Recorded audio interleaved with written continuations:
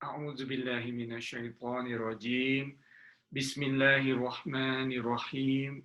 Alhamdulillahirabbil alamin. Wassalatu wassalamu ala Rasulillah wa ala alihi wa sahbihi wa man wala. Rabbi shrah li sadri wa yassir li amri wahlul 'uqdatam min lisani yafqahu qawli. Assalamualaikum warahmatullahi wabarakatuh. Ibu-ibu, bapak-bapak pengajian Kagari. Alhamdulillah wa syukurillah Allah Subhanahu wa taala telah mengizinkan kita untuk kembali bertemu dalam kajian kita hari ini. Insya Allah kita akan membahas salah satu paragraf dari kitab Hikam Ibn Athaillah Iskandari. Nah, sebelum memulainya, pertama-tama izinkan Irfan untuk mengucapkan selamat kepada ibu-ibu, bapak-bapak pengajian Kagari. Sebentar lagi, insya Allah, mohon maaf, sudah masuk, insya Allah sudah masuk kita semua dalam malam 9 Zulhijjah. Dan tanggal 9 Zulhijjah ini kita mengetahui merupakan suatu yang hari penuh berkah. Dalam suatu hadis Rasulullah SAW menyatakan bahwa siapa yang berpuasa pada tanggal 9 Zulhijjah, maka akan dimaafkan dosa-dosanya, akan dihapuskan dosa-dosanya yang setahun ke belakang dan juga setahun ke depan. Insya Allah begitu murah rahmat Allah kepada kita, telah memberikan kesempatan kepada kita untuk dihapuskan dosa-dosanya setahun yang lalu dan setahun ke depan. Ya.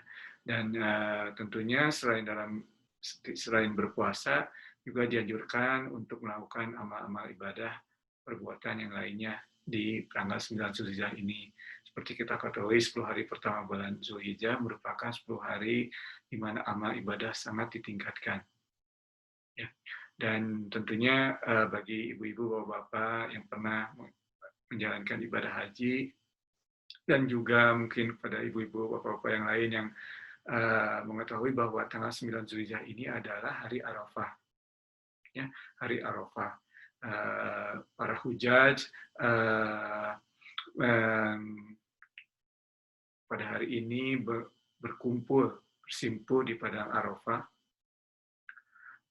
untuk beristighfar, memohon maaf, memohon ampun, dan bermunajat kepada Allah Subhanahu wa taala.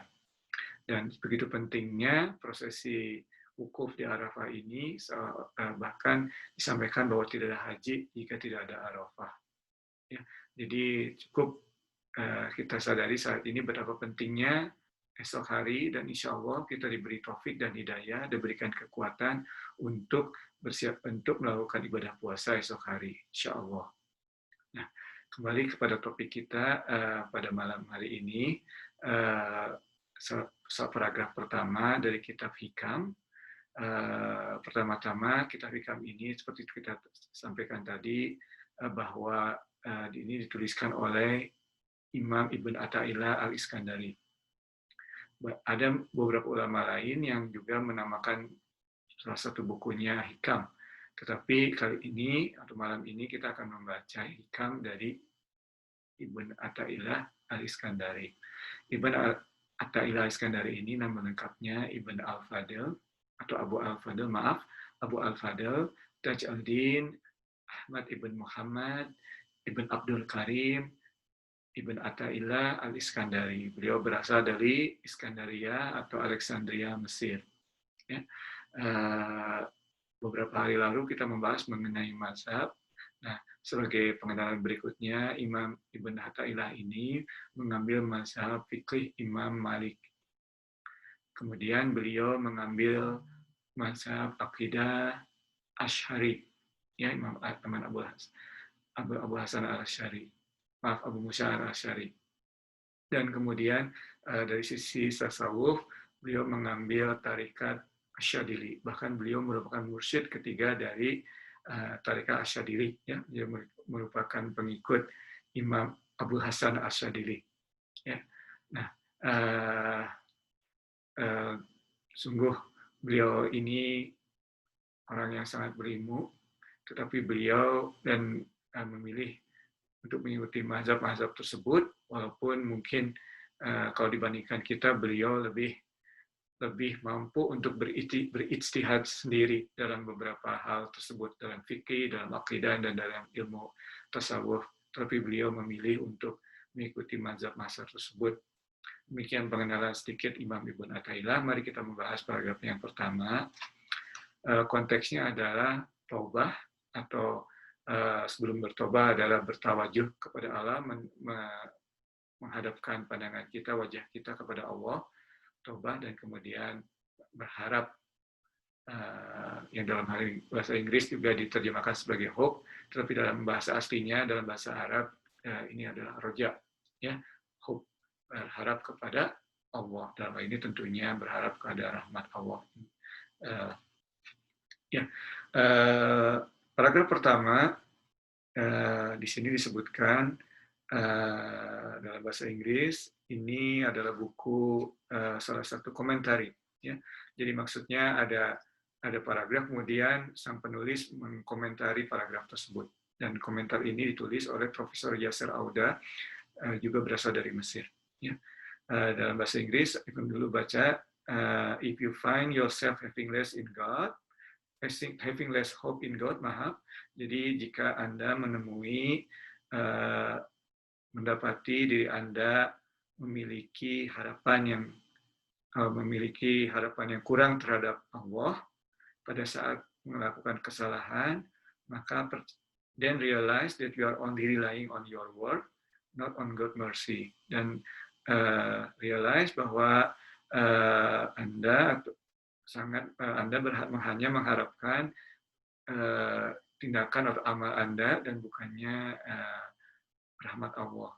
Ya, jadi di sini mungkin salah satu yang dapat kita tangkap adalah jangan berharap atau jangan menggantungkan kepada amal perbuatan kita, tetapi gantungkan kepada rahmat Allah.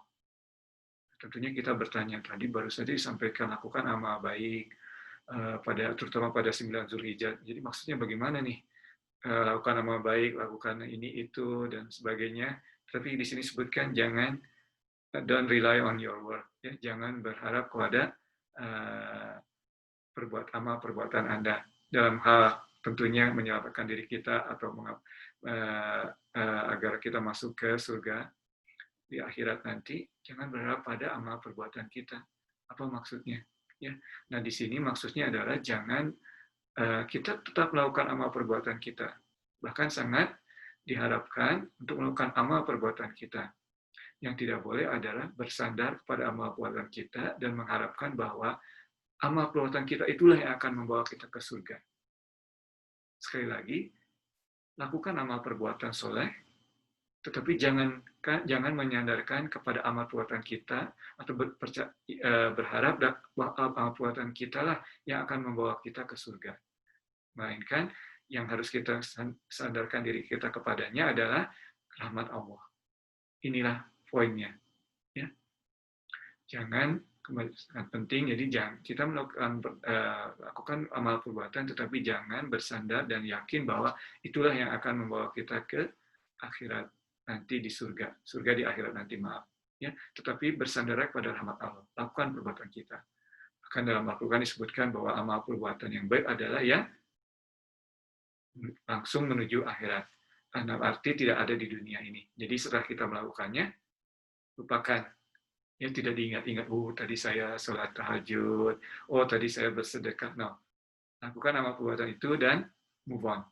Ya, next, apa amal perbuatan berikutnya.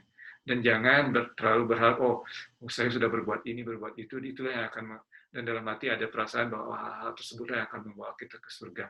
Ya, kita ini tidak berada dalam suatu cosmic mesin, ya, tidak seperti slot mesin kita masukkan koin keluar sesuatu, tidak kita masukkan amal perbuatan kita kemudian jadi masuk surga, tidak seperti itu, ya. Kita berharap pada rahmat Allah. So inilah poin pertama. Nah, Profesor Yasser Auda di sini menyebutkan atau mengelaborasi paragraf tersebut.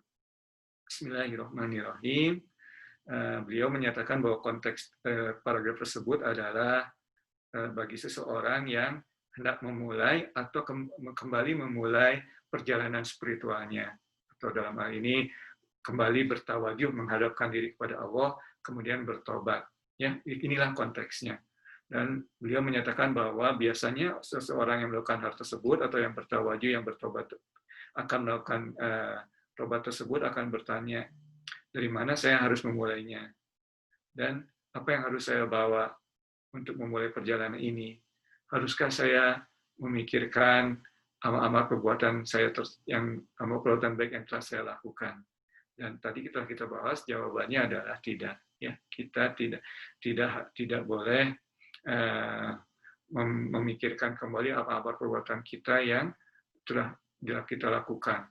Ya, move on, lakukan yang selanjutnya. Jangan diingat-ingat terus. Ya, kalau diingat-ingat berarti tidak, amal perbuatannya masih ada di dunia, masih ada di kepala kita, tidak menuju ke akhirat, menuju ke surga. Ya.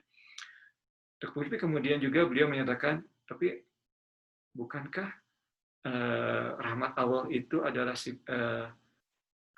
hasil dari amal perbuatan baik kita, atau sebanding dengan amal perbuatan baik kita? Kalau amal perbuatan baik kita banyak, maka kita pun akan mendapat rahmat Allah.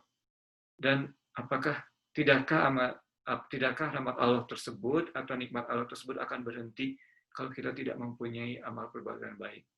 Jawabannya tetap sama, tidak begitu. Ya, karena dalam Al-Quran sendiri Allah SWT menyebutkan bahwa jika Allah Subhanahu Wa Taala Azza wa Jalla akan mengambil atau menghakimi manusia pada saat itu juga, ya, tidak ada yang akan tinggal di dunia ini. Setiap orang melakukan kesalahan, ya, setiap orang melakukan kesalahan. Jadi kita jangan merasa diri kita telah melakukan amal perbuatan baik dan merasa punya hak untuk mendapatkan rahmat Allah. Tidak. Kalau hitung-hitung mungkin lebih banyak yang tidak baiknya dibanding amal baiknya kalau kita jujur. Ya. Dan salah satu prinsip tasawuf, maaf tadi tidak disebutkan ya, kitab Al-Hikam ini dari sisi fikih, akidah dan tasawuf ini berada dalam sisi tasawuf. Ya, ini kitab tentang tasawuf ya.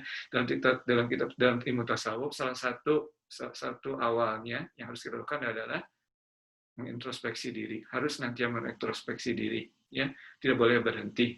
Nah, jadi kita jangan merasa kita telah banyak berbuat baik karena kita tidak tahu, mungkin sebetulnya kita lebih banyak yang tidak baiknya daripada yang baiknya. Oleh karena itu, jangan terlalu banyak berpikir tentang amal kita. Lakukan amal perbuatan baik dan move on. Lakukan amal perbaik selanjutnya dan berharaplah kepada rahmat Allah. Ya. Nah, kemudian di sini dijelaskan, oke, kalau begitu, jadi bagaimana nih kita seolah-olah seperti tidak atau dalam kata lain apa nih istilahnya yang harus kita bawa dalam bertobat atau dalam bertawajuh ini, yang menghadapkan diri kepada Allah. Kalau bukan amal baik kita, ya, yang harus kita bawa adalah tobat kita, ya, tobat kita. Dan ada di sini disampaikan bahwa sesuatu yang sangat baik atau sangat yang indah, bahwa universal atau salah satu hukum alam, kalau kita akan menempatkan sesuatu, misalnya dalam saku ini, kalau saku ini penuh, kita tidak bisa memasukkan sesuatu ke dalam saku ini. Ya? Jadi kalau kita memasukkan sesuatu ke dalam saku ini, kita harus mengosongkan saku ini. Demikian juga hati kita. Kalau kita ingin hati kita bersih, mendapatkan cahaya dari Allah, kita harus mengosongkan hati kita atau untuk memberikan tempat kepada yang akan masuk tersebut. Ya. Dan bertobat ini tidak lain dan tidak bukan adalah mengosongkan hati kita, membersihkan hati kita sehingga cahaya Allah akan masuk. Ya, dalam kitab dalam ilmu tasawuf ini disebutkan juga di sini, ya, purity dan beauty dan light, ya. Jadi kesucian, sucikan diri Anda, kemudian akan memunculkan keindahan, beauty, dan kemudian akan bersinar, ya. Nur, ya, light, ya, atau dalam bahasa Arabnya di sini disebutkan al-tahalli, summa al-tahalli, summa al-tajali, ya, purity dan beauty dan light, ya. Jadi tadi disebutkan kembali lagi supaya kita ingat sama-sama, jangan berharap kepada atau jangan mengingat-ingat, jangan berharap terhadap amal perbuatan kita. move on, lakukan yang selanjutnya, lakukan selanjutnya. Tetapi yang harus kita bawa dalam menghadapkan diri kepada Allah ini adalah yang harus senantiasa kita bawa adalah tobat kita. Kita diwajibkan selalu bertobat, ya. Dan kalau kita sering mengintrospeksi diri kita, banyak yang harus kita tobati, ya. Oke.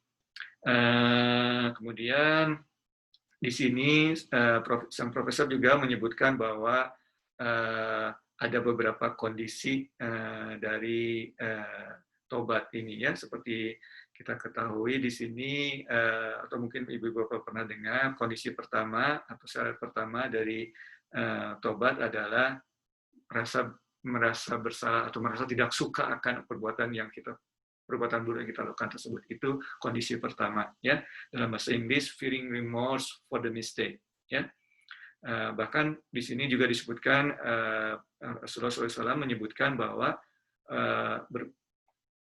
merasa buruk atau merasa tidak suka terhadap perbuatan baik kita, terhadap perbuatan buruk kita merupakan tobat itu sendiri. Itulah syarat yang pertama, ya. Syarat yang kedua ialah untuk menghindari perbuatan buruk itu selanjutnya. Misalnya ingin bertobat dari backbite, ya. Pertama, kita tidak suka backbite atau bergunjing tersebut. Yang kedua, kita menghindari dari backbite tersebut, ya. Dan menghindari dari suasana yang memungkinkan kita atau yang membawa kita untuk backbite, ya.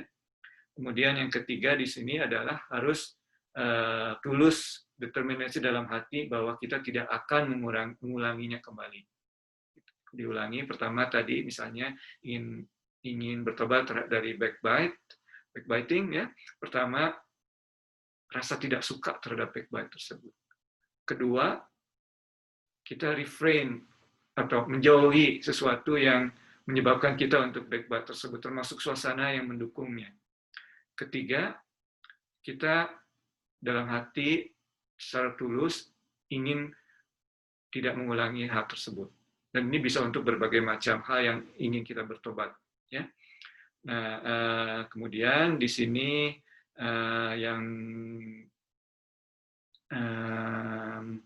yang keempat adalah kalau bertobat ini menyangkut perbuatan buruk terhadap seseorang, maka kita harus meminta maaf terhadap seorang tersebut. Itu yang keempat, ya. Jadi ada 4 syarat dari bertobat ini. Pertama, feeling remorse, ya, sangat tidak suka terhadap perbuatan tersebut. Kedua, menjauhinya, termasuk suasana yang membuat kita tersebut jauhi. Jangan mendekati suasana, ya. Yang ketiga, sincere determination in your heart. Ya, jadi tulus dalam hati bahwa kita tidak ingin mengulanginya. Yang keempat, kalau berhubungan dengan seseorang, maka kita harus bertemu atau menyampaikannya pada orang tersebut. Ya, itulah 4 syarat. Kemudian di sini juga ada istilahnya bukan syarat, tetapi ada adab, ya, atau suasana hati. Dalam hal ini suasana hati kita dalam bertobat ini. Jadi kita ini dalam bertobat harus punya rasa harapan.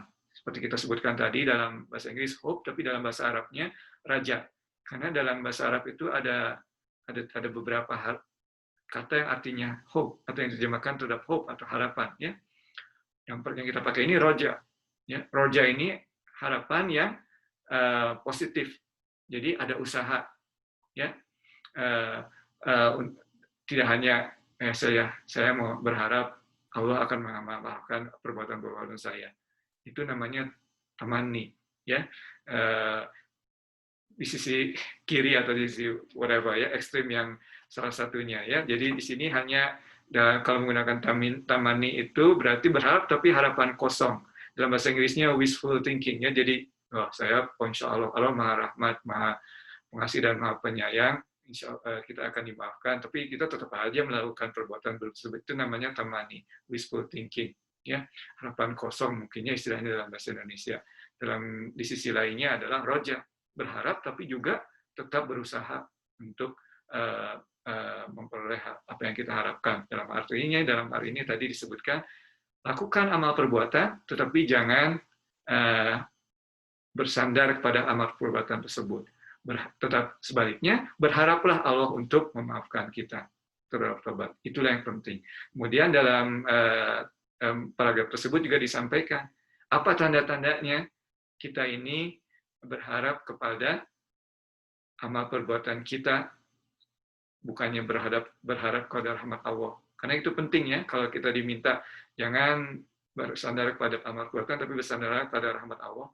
Oke, tapi apa tandanya? Bagaimana cara kita mengintrospeksi diri kita? Kalau kita ingin tahu apakah kita sebenarnya masih berharap pada amal perbuatan kita atau pada rahmat Allah. Dalam paragraf pertama ini, insya Allah poin kita terakhir kali ini, jika kita mendapati diri kita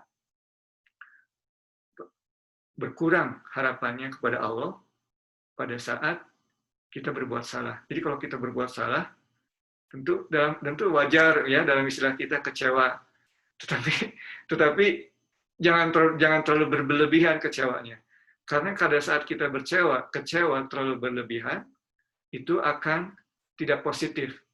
Melainkan malah itu juga merupakan suatu tanda bahwa kita bersandar kepada amal perbuatan kita. Bukannya pada rahmat Allah. Sebesar apapun dosa kita, kesalahan kita, jika kita bertobat, dan tobat kita yang tobat nasuha, insya Allah kita seperti tidak pernah melakukan perbuatan kesalahan tersebut. Itu hadis Rasulullah. Ya, seseorang yang bertobat dari kesalahan seperti orang yang tidak pernah melakukan kesalahan tersebut. Ya, tentu kita ingin memaju. Ya, kita harus mengintrospeksi diri kita. Kita kecewa karena melakukan kesalahan, tapi jangan berlebihan. Oke, move on. Jadi sebetulnya dua sisi. Pada saat kita berbuat kesalahan, harapan kita tidak berkurang. Pada saat kita berhasil menghindari kesalahan, berbuat amal baik, rasa takut kita juga jangan berkurang, ya, karena kita amal baik ataupun kita berhasil menghindari perbuatan, jangan berkurang amal baiknya. Ya, jadi rasa takut kita kepada Allah dan rasa pengharapan kita kepada Allah harus selalu seimbang. Ini dua konsep yang sangat penting dalam tasawuf, fear and hope, ya, rasa takut dan harapan. Kita hari ini membahas harapan, harus selalu seimbang. Ya, harapan kita harus tetap sama pada saat kita melakukan kesalahan, karena tidak boleh berkurang, bahkan mungkin harus bertambah, ya, kita berharap rahmat Allah. Dan pada saat kita berbuat baik atau menghindari kesalahan, rasa takut kita jangan berkurang. Ya, bahkan Rasulullah SAW dalam hadisnya disebutkan bahwa beliau pun tidak akan masuk surga kecuali Allah memberikan rahmatnya kepadanya sallallahu alaihi wasallam. Demikian, wabillahi taufiq wal hidayah, insyaallah dapat memberikan manfaat. Wassalamualaikum warahmatullahi wabarakatuh.